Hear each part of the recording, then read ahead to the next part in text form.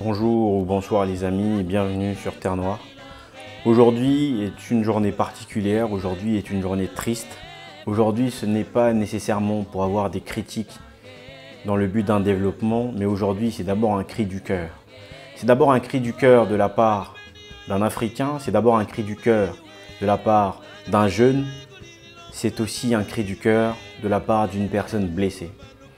Aujourd'hui les amis, le Congo-Brazzaville est en deuil. Le Congo-Brazzaville est en deuil à cause d'une situation catastrophique.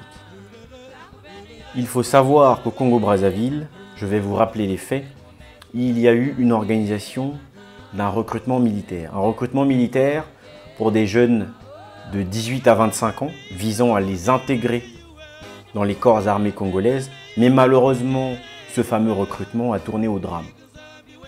Ce recrutement s'est déroulé au stade Michel Ornano à Brazzaville.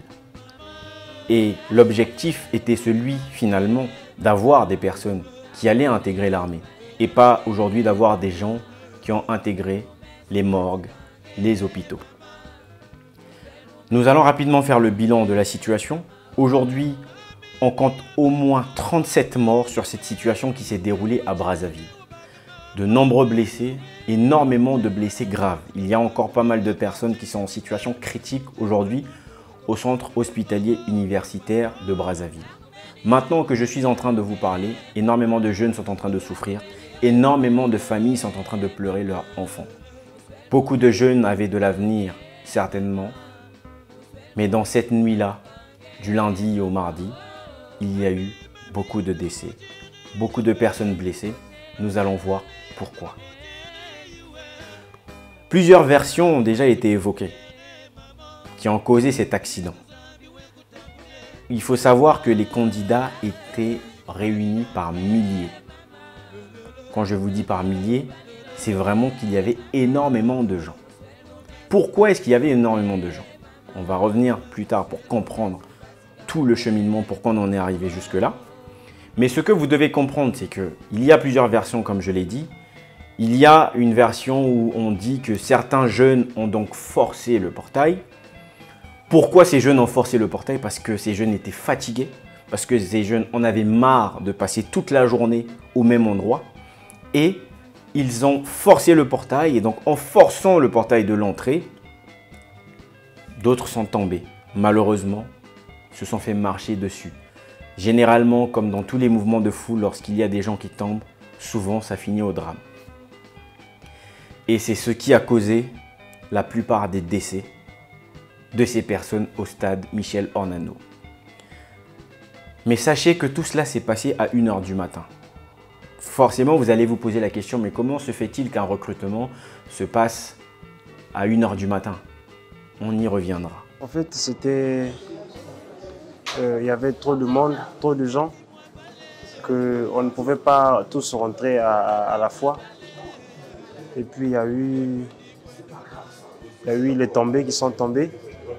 Et puis les autres ont marché sur les autres. Bon. Non, il n'y avait pas un mur qui était tombé. C'est juste la foule qui s'était empressée devant le portail. Et puis les gens étaient tellement nombreux qu'on ne pouvait pas tous rentrer. Et puis les autres sont tombés et puis les autres marchaient sur les autres. C'est ce qui a causé l'accident que vous avez pu constater. Mais les amis, la principale situation, ce n'est pas de savoir quel est le vrai contexte de ce décès. Comment est-ce que finalement cette chose est arrivée là? Mais c'est surtout de comprendre pourquoi est-ce que ces jeunes étaient là et pourquoi ces jeunes étaient là à 1 h du matin. Parce que c'est ça la vraie cause de la situation. C'est ça le vrai problème de base. Donc on ne va pas rentrer dans les histoires de versions. Il faut savoir que les informations sont encore fraîches. Il peut y avoir des informations qui peuvent être fausses et d'autres qui peuvent être réelles. Mais les informations qui sont vérifiables aujourd'hui sur les médias, c'est l'information du fait que les jeunes étaient excédés et ont poussé le portail. Maintenant, on va comprendre l'organisation finalement de ce recrutement qui a causé autant de dommages. Comment est-ce qu'un corps armé, comment est-ce qu'une organisation militaire peut être aussi incompétente? Lorsque l'on va repartir dans les faits, il faut savoir qu'un recrutement avait été annoncé la semaine dernière d'un besoin d'environ 1500 personnes dans les rangs de l'armée congolaise. 1500 personnes, pourquoi? Alors on ne sait pas exactement, mais en tout cas il y avait ce besoin. Maintenant, l'incompétence des personnes et des services chargés de ce recrutement a causé ce dommage. Pourquoi l'incompétence? Premièrement, avez-vous déjà vu un recrutement qui se passe à 1 h du matin? Excusez-moi, mais nous ne sommes pas en situation de guerre. En l'occurrence, le Congo-Brazzaville n'est pas en situation de guerre. Pourquoi est-ce que jusqu'à 1 h du matin, on a des jeunes qui se retrouvent là, en train de chercher leur vie? On ne comprend pas. Ça, c'est la preuve de la désorganisation. C'est la preuve de la mauvaise gestion des personnes concernées. Or, les amis, une armée a pour première qualité l'organisation. Est-ce que vous imaginez une armée qui est incapable de s'organiser? Mais si une armée n'est même pas capable aujourd'hui d'organiser des recrutements, comment peut-on imaginer que cette armée, en cas de guerre, serve à quelque chose? C'est bien la preuve qu'on a une armée finalement qui ne sert à rien au niveau du Congo-Brazzaville.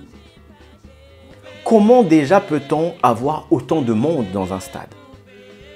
Dans la nuit, les personnes sont excédées parce qu'elles y ont passé énormément de temps, les amis. Cette situation montre bien l'incompétence de l'armée, l'incompétence d'un point de vue stratégique, parce que c'est la preuve que rien n'a été planifié.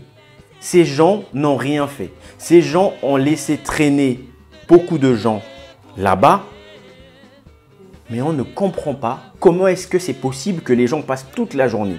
Il y a des témoignages où des gens disent qu'ils ont passé toute la journée à attendre d'être recrutés. Donc, si ces personnes se sont retrouvées là-bas à 1 h du matin, ce n'est pas parce que les personnes sont arrivées à minuit ou à 23 h, non. Les personnes étaient là depuis toute la journée. Il n'y a pas eu le recrutement comme c'était censé être. Finalement, on les a fait attendre parce que, notez bien ça, on les a fait attendre. Une armée, en tout cas une organisation qui fait attendre la population jusqu'à 1 h du matin, je ne vois pas quel est l'intérêt si ce n'est de l'incompétence. Maintenant les amis, on va rentrer un peu plus dans le vif du sujet pour comprendre maintenant le problème. Une fois qu'on a compris ce qui s'est passé, une fois qu'on a compris le drame, maintenant on va essayer de comprendre pourquoi y avait-il autant de gens, pourquoi il y avait autant de jeunes qui veulent s'engager à l'armée congolaise. La première chose que vous devez savoir, c'est que le Congo est un pays avec un taux de chômage hyper élevé. Ça, c'est la responsabilité du gouvernement. Si le taux de chômage est très élevé au Congo, c'est que le gouvernement est incapable de réduire ce taux de chômage. Ça, c'est le premier élément. Le second élément, c'est que les jeunes n'ont plus d'espoir. Les jeunes n'ont... Il n'y a pas beaucoup d'options lorsqu'on est un jeune Congolais aujourd'hui. Quelqu'un peut aller à l'université, étudier, mais se retrouver sans issue. Et c'est pour cela que beaucoup de jeunes prennent donc le chemin de l'armée. Mais pourquoi les gens prennent le chemin de l'armée? Simplement parce que vous avez une garantie salariale. Il faut savoir que même celles et ceux qui travaillent aujourd'hui au Congo-Brazzaville, vous n'avez pas nécessairement de garantie salariale. Il y a parfois beaucoup de retard de paiement. Des personnes travaillent, elles ont travaillé tout le mois et lorsqu'il faut récupérer le salaire, ça devient un problème. Les retraités, n'en parlons pas, c'est une situation catastrophique. Les étudiants, ça on le sait, les bourses ne sont pas payées. Or, lorsque vous êtes dans l'armée, vous êtes sûr de percevoir votre salaire parce que soyez bien, comprenez bien une chose. Si l'armée n'est pas payée, le gouvernement va sauter. Ça ne va pas durer très longtemps. Parce que c'est l'armée qui garantit la sécurité. C'est l'armée qui garantit tout. Donc si ces derniers ne perçoivent pas leur salaire, ben, il suffit qu'ils montent au créneau et vous allez voir que très vite les choses vont bouger. Et donc les jeunes ont compris que la seule issue finalement, c'est l'armée, d'essayer d'avoir un travail, d'essayer de joindre les deux bouts, d'essayer de construire un avenir. Mais cette situation, encore une fois de plus, montre bien la mauvaise gestion. La mauvaise gestion de toutes ces autorités-là. Cette situation, pourquoi ces jeunes pensaient pouvoir trouver une sorte d'issue? Simplement parce qu'il n'y a pas d'autres issues. Et surtout, beaucoup pensaient trouver une issue et au final ont trouvé la mort. Parfois, vous pensez que vous êtes à l'abri jusqu'à ce que la mort vous touche. Parfois, vous pensez que la situation qui touche les autres ne peut pas vous toucher. Mais la mort va vous rattraper. Dans tous les cas, si vous êtes au Congo, à un moment ou l'autre, la mort va vous rattraper. Il y a eu ceux qui étaient à Dolisie, la question de l'épidémie à Dolisie, qui a tué des gens. La mort les a touchés. Il y a eu des gens qui sont partis par Océan du Nord, qui ont certainement fait un accident. Pas simplement fait un accident comme tous les accidents peuvent arriver, non. Fait un accident parce que problème de maintenance de ces véhicules, problème de la route. La mort est partout au Congo-Brazzaville. Ne pensez pas que parce que vous n'êtes pas touché aujourd'hui que vous ne pourrez jamais être touché.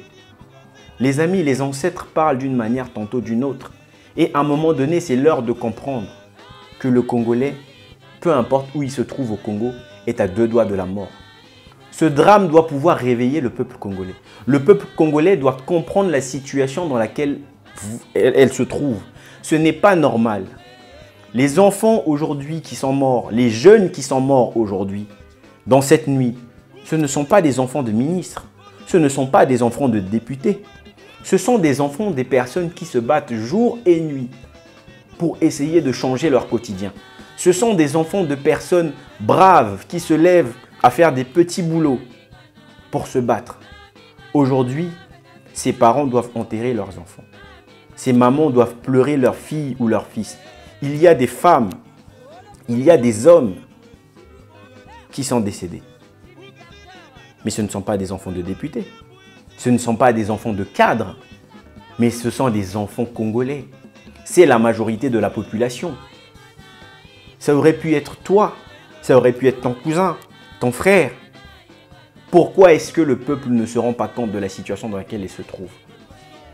Les amis, s'il y avait autant de monde pour un besoin que de 1500 personnes, c'est bien parce que tout le monde veut avoir sa place.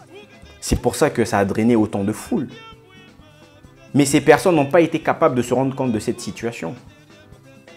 Les amis, la mort, quand elle arrive, elle ne regarde pas si vous êtes Mboshi, si vous êtes Vili, si vous êtes Lari, Teke, Bembe, Kouyou, Yaka. La mort ne regarde pas ça. La mort prend tout le monde. Et parmi ces jeunes qui sont décédés aujourd'hui, il y a de partout. Je pense qu'il est temps que chaque Congolais se rende compte de cette situation. Je pense qu'il est temps que chaque Congolais commence à se réveiller. Je pense que c'est le temps de l'union. J'espère en tout cas pour vous que vous aurez compris le sens de mon propos. J'espère aussi à toutes celles et ceux qui ont toujours eu le mépris envers les autres sur la situation du patriotisme du Congo, que cette situation va vous permettre d'ouvrir les yeux. Et surtout, je souhaite toutes mes condoléances à toutes les familles qui ont perdu des proches, car vous ne pouvez pas imaginer comment cela est difficile. Aujourd'hui, ces personnes ont perdu des proches à cause du Congo-Brazzaville. Ces personnes n'ont pas perdu des proches parce que c'était un accident de hasard. Cet accident aurait pu être évité. Cet accident est arrivé à cause de l'incompétence de ces services. Et pour cela, les amis, ces personnes doivent rester dans vos mémoires. Et ces personnes doivent marquer le début de quelque chose de nouveau. Car trop, c'est trop. Les amis, moi je m'arrête ici dans cette vidéo. Faites-moi savoir ce que vous pensez de cette situation dans les commentaires. Et les amis, vivement que l'on commence à se réunir pour créer une émancipation du Congo avec ou sans les personnes qui ne pensent pas que nous avons de la valeur. Je vous remercie.